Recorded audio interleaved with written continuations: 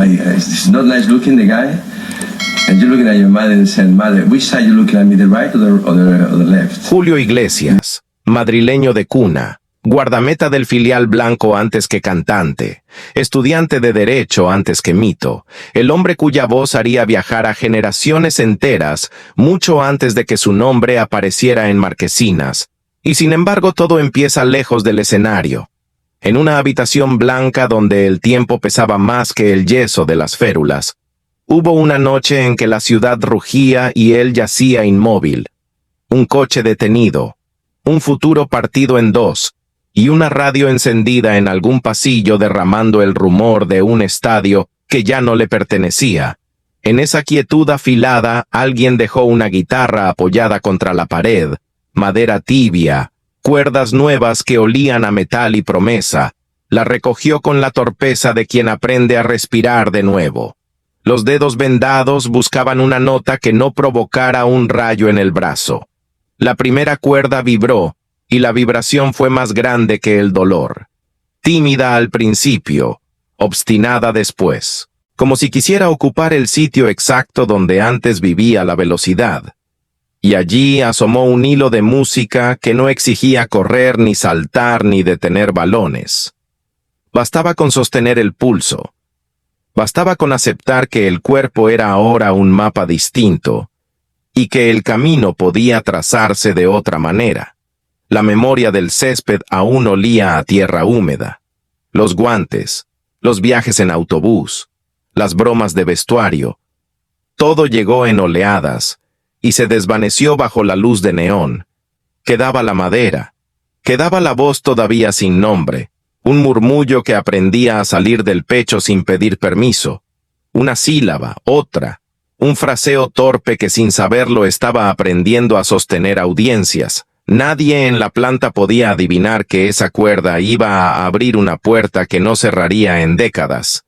Y él tampoco lo sabía. Solo sintió que cada gesto minúsculo robado al dolor encendía una lámpara en el fondo del pasillo.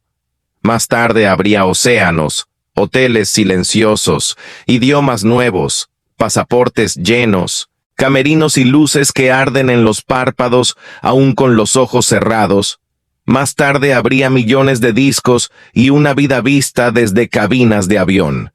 Pero aquí aún no hay aplausos ni trajes oscuros.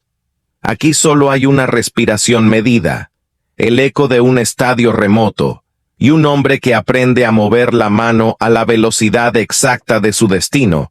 Lo demás llegará, y tendrá la forma de una canción que empuja desde adentro. Por ahora basta con mirar el temblor de esos dedos, y escuchar cómo vuelven a bajar, una vez más, una sola vez más. Julio Iglesias no nació en un escenario. Nació en un golpe seco contra el mundo, cuando la noche partió su destino, y lo dejó mirando un techo desconocido con el cuerpo inmóvil y un murmullo eléctrico en los huesos, y es desde ese silencio quebrado que la vida de un portero del Real Madrid juvenil, estudiante de derecho madrileño de familia exigente, se volvió un pasillo hacia otra identidad. La guitarra llegó como se presentan los mensajeros del azar, apoyada en la pared con olor a barniz nuevo y promesa, y sus dedos enyesados aprendieron a pedir permiso a cada cuerda, como quien roza un recuerdo que quema la primera nota. No fue música, fue una grieta por donde entró aire, y a partir de ahí hubo que nacer de nuevo sin correr, sin saltar, sin estadio, solo con un pulso que aprendía a obedecer el dolor.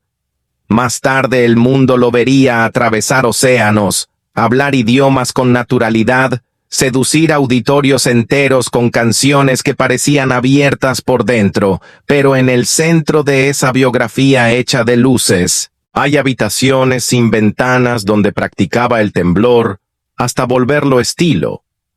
Aprendió a medir el vaso de agua antes de cantar, a tocar la madera de la mesa en un orden secreto, a dejar una corbata doblada sobre la butaca, como si esa tela sostuviera el edificio entero, y sobre todo, a domesticar la mano derecha, esa mano que a veces aún recuerda el accidente y dicta sus tiempos, El éxito se le pegó a la piel como un perfume que no se quita. Y sin embargo, hubo noches en que la voz salía más baja porque la casa necesitaba silencio. Hubo una puerta que se abrió con violencia, una familia convertida en fortaleza, un apellido convertido en coraza, y un hombre que cantó con los dientes apretados para que la historia siguiera avanzando sin hacer ruido, mientras los flashes pedían una sonrisa redonda, guardó cartas que nunca envió escritas en aeropuertos con amaneceres interminables, nombres que se borran a fuerza de giras, fotografías dobladas en el forro de una chaqueta y una costumbre de mirar la fila. 7 como si allí estuviera siempre. La persona a la que debía una explicación que no cabía en ningún estribillo.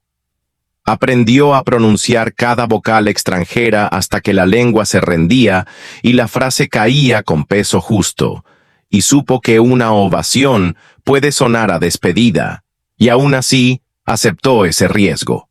Cada vez que pisó la tarima, hay detalles que nadie ve. Una moneda en el bolsillo que nunca gasta, un metrónomo mudo en la sien derecha. Un susurro que repite el primer verso como si fuera un conjuro, y la certeza íntima de que hay una canción que todavía no se atreve a cantar, porque pertenece a esa habitación blanca del principio, donde empezó toda su vida pública. Está hecha de discos, cifras, países. Su vida verdadera se articula en gestos minúsculos. Encender una lámpara a la misma hora antes de salir. Respirar 3 veces frente al espejo sin mirarse. Ajustar el anillo hasta sentirlo en el lugar exacto y caminar hacia el centro como quien vuelve al lugar del accidente para atravesarlo por fin cada noche. Y, solo una vez más, ensayaba en baños de hoteles porque el azulejo devolvía la voz como un espejo frío y en esa caja de eco medía el aliento hasta que cada frase cayera con el peso justo mientras la ciudad dormía y el pasillo olía a detergente y madrugada. Y desde ahí se entiende el vértigo de una carrera que se fue tejiendo con disciplina invisible en camerinos prestados y aeropuertos sin nombre.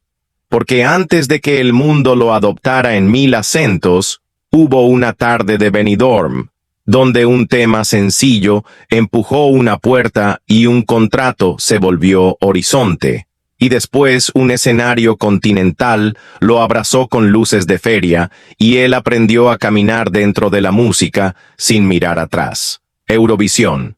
Llegó con traje impecable y un nombre propio, convertido en promesa. Y detrás de esa alfombra bien peinada había cuadernos con sílabas subrayadas para que cada idioma sonara como si hubiera nacido en su boca. Más tarde la brújula apuntó hacia el otro lado del Atlántico y una costa le ofreció calor distinto con palmeras que no preguntan y ventanas abiertas al océano. Y allí la agenda empezó a latir como un corazón ajeno, con conciertos que se encadenaban hasta borrar domingos. Se instaló entre maletas para mejor sobrevivir sin perder precisión, y grabó de noche cuando el estudio era un barco quieto, donde la respiración manda. Llegaron duetos que unieron mundos que parecían lejos, una canción con un vaquero de voz gastada, otra con una diva que cortaba el aire como seda, y un álbum con dirección de Bel-Air, que puso su nombre en avenidas que nunca habían pronunciado su apellido. Y cada paso traía elogios y cuchillos, y él eligió guardar el ruido en cajones distintos.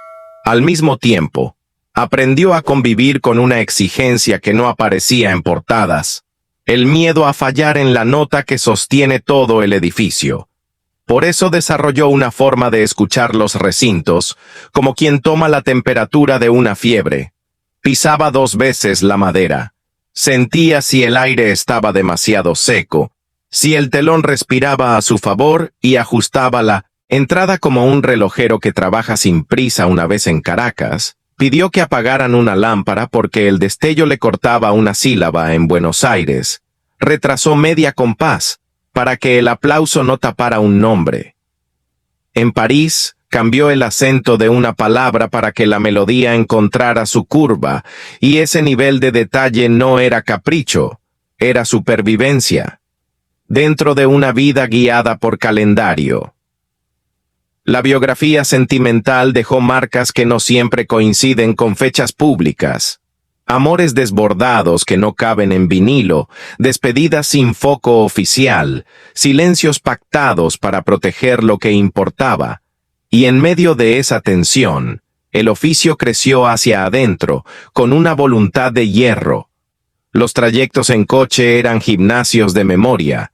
Tarareaba en voz baja en las curvas para amoldar el vibrato a la carretera, y cuando el chofer subía el volumen de la ciudad, él bajaba el de la mente hasta quedar a solas con una nota que necesitaba pulirse. También existieron auditorios donde la perfección parecía un espejo cruel.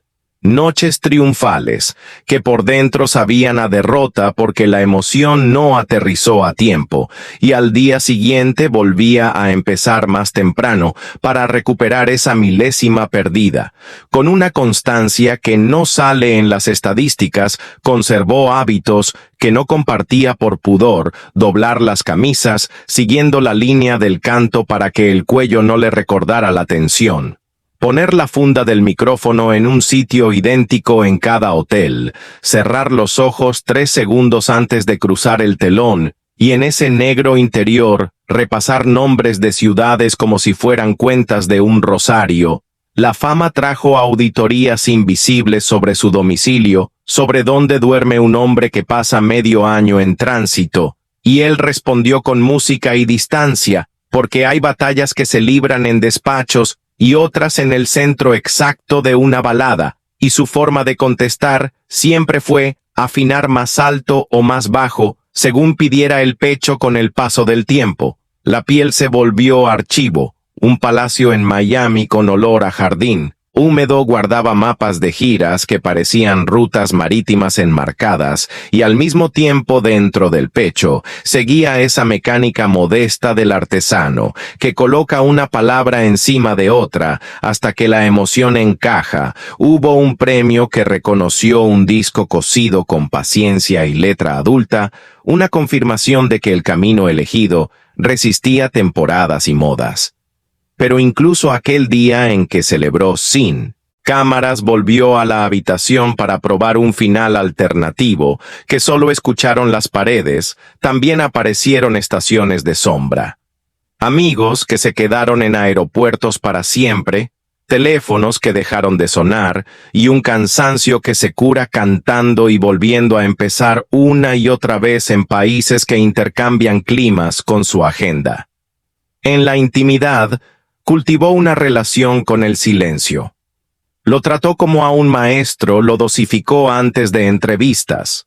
Lo usó de abrigo en ciudades frías, lo convirtió en compañero de mesa, al escribir notas, para recordar timbres de público en Lima, en Manila, en Rabat, sin nombrar a nadie, pero sabiendo que las multitudes tienen color propio.